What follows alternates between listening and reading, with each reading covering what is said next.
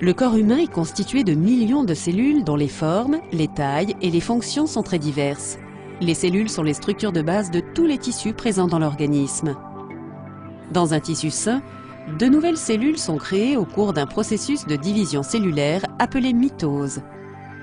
Lorsque la cellule est trop vieille, elle s'autodétruit et meurt au cours d'un processus appelé apoptose.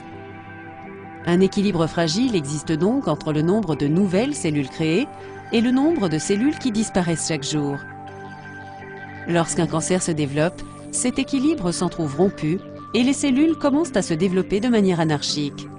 Ce déséquilibre peut être dû soit à une croissance cellulaire anarchique, soit à la perte de la capacité de la cellule à s'autodétruire, ce qui entraîne la formation d'une masse de cellules appelée tumeur. Une tumeur bénigne, c'est-à-dire non cancéreuse, est une excroissance de cellules d'apparence normale. Ces cellules restent cantonnées à leur siège d'origine.